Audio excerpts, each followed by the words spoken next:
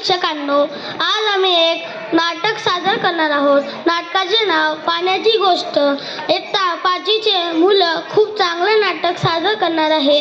ते तुम्ही शांततेने ऐकून घ्यावे. प्रसंग पहिला, रत्नाच्या घरी. रत्ना, चल की लवकर, किती उशीर झालाय. आज परिपाठच्या तासभर आधीच बोलवलंय ना. चल. आले. तुम्ही निघा, मला लवकर यायला जमणार नाही. आज मंगळवार, आमच्याकडे पाण्याचा दिवस. सकीना पण पाणीच भरत असेल. बघा ती येते काय.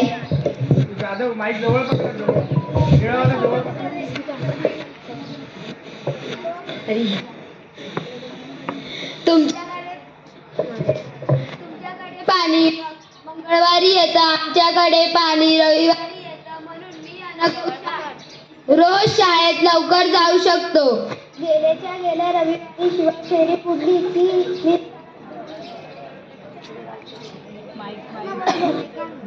माईक असं पकडा ना जाऊ.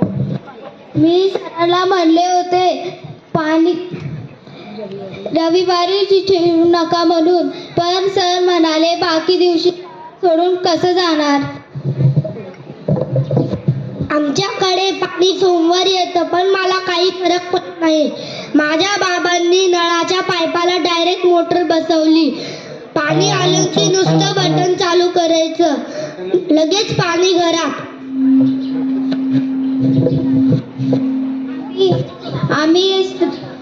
आम्ही रविवारी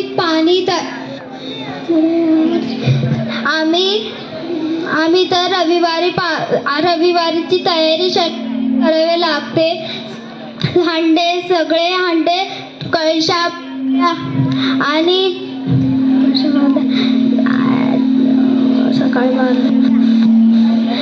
सकाळ नळाजवळ थांबायचं आणि पाणी फुकफुकसायला लागला की सगळे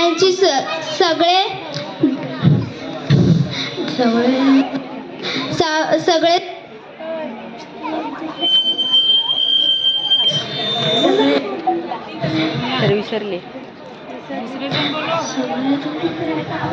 सगळे पाणी भरून सगळे पाणी ते पुढचे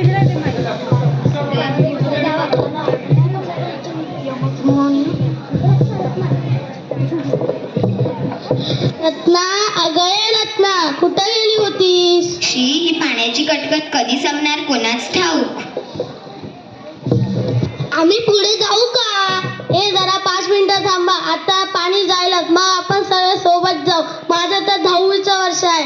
दर मंगळवारची सकाळ पाण्यातच जाते.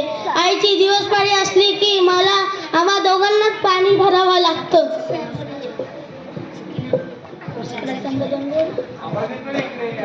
प्रसंग दुसरा, शाळेची सुट्टी. टन टन टन टन.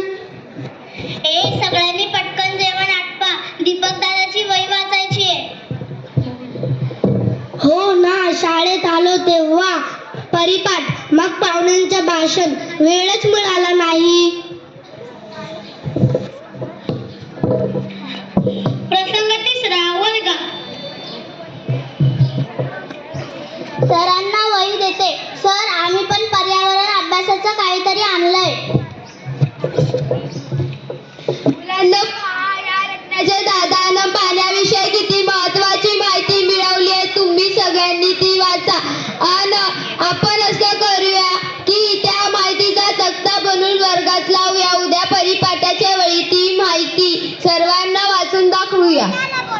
हो, पाण्याची बचत कशी करू शकतो हे सगळ्या मुलांनी लिहून आणा.